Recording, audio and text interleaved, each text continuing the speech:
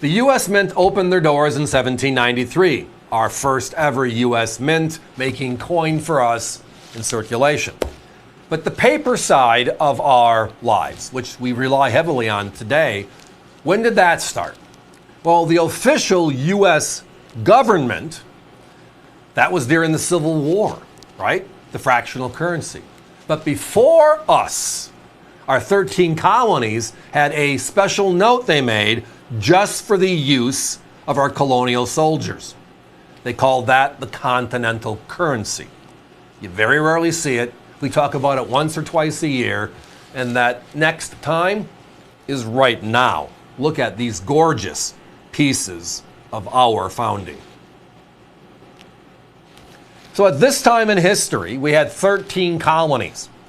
So Rhode Island, Pennsylvania, Virginia, they made their own paper, and the states at that time, if you want to call them that, made their own paper, backed by the good faith of the people of Pennsylvania, the people of Rhode Island, Massachusetts, Connecticut, etc.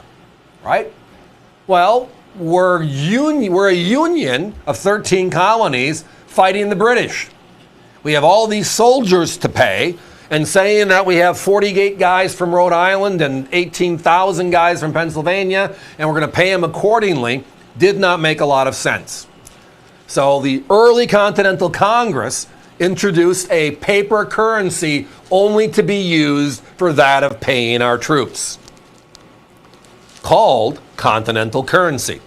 The 13 colonies pooled their money, and they backed it up to make these notes for our soldiers, to have paper, to have funds to send home and or keep themselves afloat during the conflict, right? During the Revolutionary War. All of our notes tonight are different. Every one of them that I have. The common denominator is the quality is consistent. They are all PMG, NGC's paper money division, 25s, all of them. I bought this deal out of about 70 notes, and I pulled out 8 beauties. Great color on the obverse and the reverse. The denominations are all different. $4, $8, 50 cents. Like the one you're seeing here is a $4 note. The reverse we're showing you on the other one is an $8 note. But the quality is the key. These coins are more than 250 years old, and they look this nice today. We have paper money from the early 1900s that you look at and say, my God, what happened to this? So here is the actual details of Continental currency. They were issued from 1775 through 1779, the conflict. May 10th through January 14th. They are individually dated. Inside of that, there were 11 issues. Again, a funding issue, a funding issue, a funding issue. So whenever they needed to raise money to pay the troops at that time, it was a new funding issue.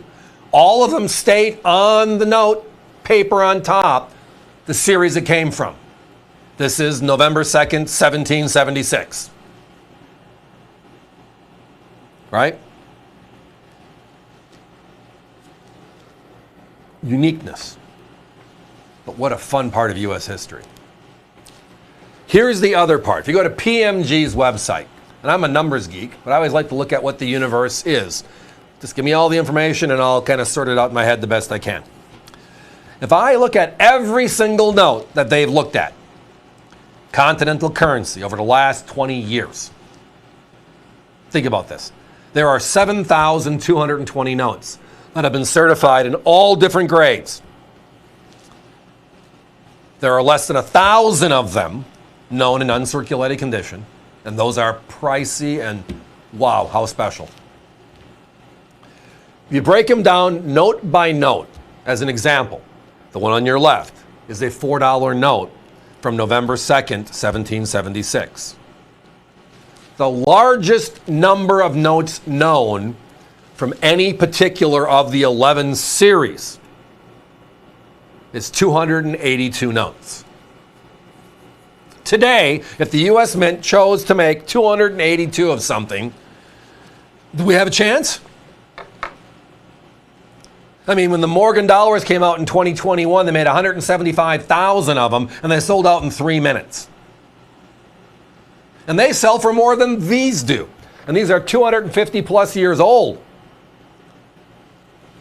This is us. This is how we started. This is what was used to pay the troops.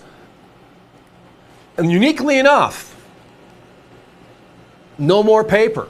No federally issued U.S. paper until the Civil War.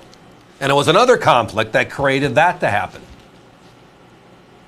Coin was the realm.